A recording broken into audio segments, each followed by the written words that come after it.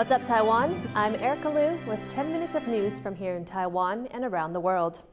Taiwan plans to further ease its COVID-19 regulations. Both border restrictions and mask mandates are now in the spotlight. Eric Gao takes a look. In one of his first acts in office, Taiwan's new premier, Chen Jianren, paid a visit to the country's top pandemic response task force. In Tuesday's meeting, he had two main issues to discuss. 一个就是入境检疫措施，以及室内口罩规定是不是应该做调整。 Sun's visit comes as Taiwan is preparing to relax its COVID-19 restrictions. Starting next Tuesday, travelers from China will no longer have to take a PCR test upon arrival. Passengers from China who transit through Hong Kong or Macau won't have to show a negative test before boarding either. Those requirements were first put in place at the start of the year, when China scrapped its own travel controls amid a surge in COVID cases. But a ban on Chinese tourists coming to Taiwan is still in effect. As for Taiwan's mask rules, details will be announced later this week. For now, health authorities say regulations will be split into three broad categories: venues where masks are required, where masks are recommended, and those where masks are optional. These moves come as Taiwan sees a spike in confirmed infections. Over 32,000 cases were reported on Monday, more than double those from the week before. But health officials say they're not too concerned. 这个反弹是一定会有，那这个反弹它到底这一波会有多大多长？那时间有多长？这个都是我们在观察重点。不过我们自己的评估是，它时间应该不会太长，高点应该也不会太高。But some doctors say it's not the best time to relax these rules. 稳定在山腰当中，而且甚至有点往上爬的味道，再加上国外的新的病毒株其实还是此起彼落，所以这个时候要放松呢，基本上都是带着风险的。 These doctors recommend that people get a booster shot if they haven't done so in the past 6 months, and that they keep masking despite the new rules just to be safe. Andy Xue and Eric Gao for TaiwanPlus.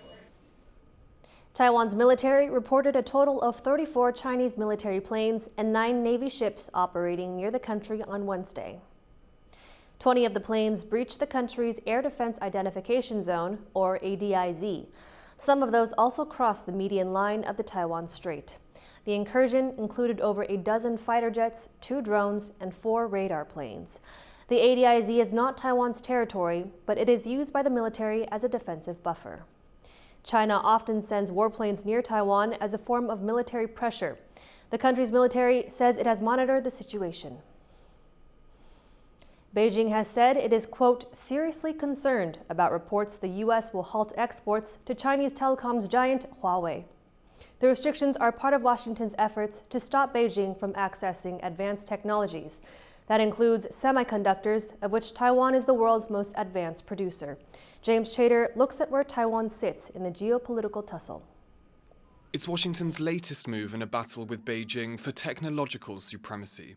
Several outlets are reporting the United States will block American companies exporting most items to Chinese tech company Huawei. The US says the telecoms giant is a national security threat because of its close ties to the Chinese Communist Party. But Huawei also owns a chip-making firm, and Washington's latest restrictions come after it unveiled sweeping export controls to stop China from making advanced semiconductors, the brains of modern electronics. These advanced technologies, these advanced chips, have really become a focal point in the technological competition, but also more broadly, the sort of geopolitical competition between the US and China. Taiwan produces more than 90% of the world's most advanced chips, and most of those are made by one company, TSMC. Well, Mr. Prime Minister, it's great to see you again. But it's the leaders of the Netherlands and Japan that US President Joe Biden wants to comply with the controls most.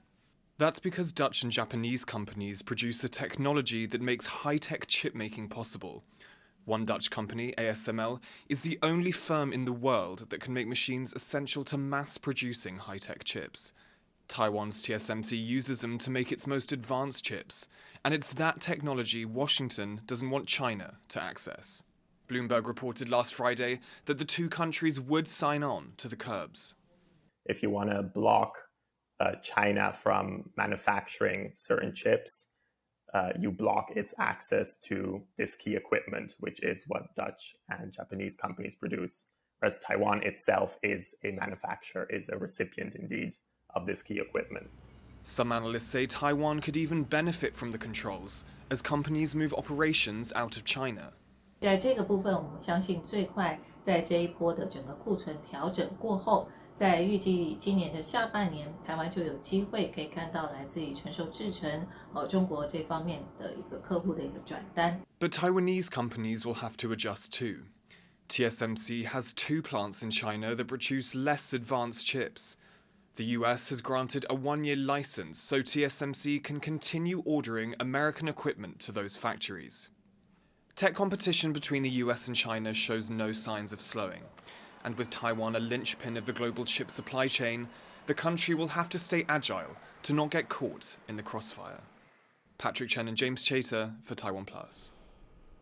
A new report says Taiwan is doing well in improving corporate gender equality. 16 Taiwanese public companies scored well enough to be listed on Bloomberg's annual Gender Equality Index this year. That's up from just 6 in 2022. The index scores companies based on several criteria, including gender pay parity, sexual harassment policies, and inclusivity. Analysts say the number of Taiwanese corporations in the 2023 report is the most among Asia-Pacific countries. It also represents the highest growth rate in the region. The report included 484 companies from 45 countries and territories.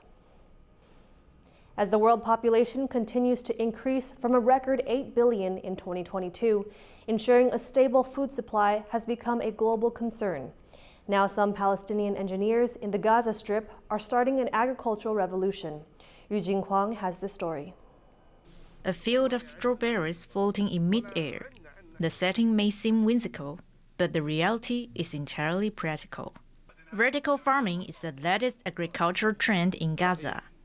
There is no space to expand outward on this narrow strip of land squeezed between Israel and Egypt. So one engineer in the Palestinian exclave has cast his eyes skyward.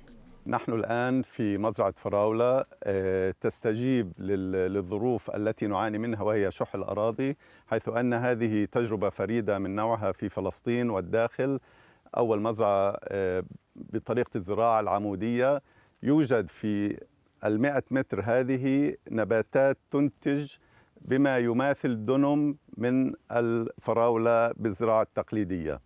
The Gaza Strip is densely populated with over 2 million people, crammed into 365 square kilometers. That's an area about 1/4 the size of Greater London. And the population is expected to double in the next 30 years.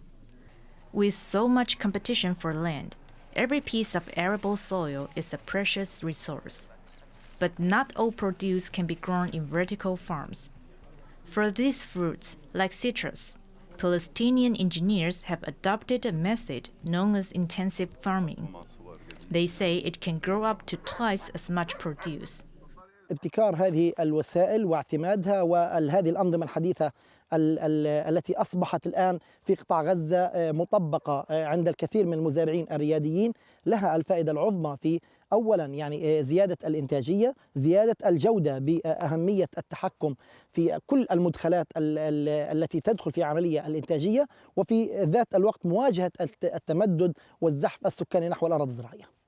Gaza's innovative farms could be a model for a region facing food insecurity. And as the world population continues to grow, the demand for creative solutions will only grow along with it. Andy Xie and Yu Jinghuang for TaiwanPlus. Thank you for watching What's Up Taiwan. Remember to download the TaiwanPlus app for more stories from Taiwan and around the world. Finally today, we leave you with images of a mountain lantern festival in Taiwan's southern city of Tainan. I'm Erika Liu. Take care and see you next time.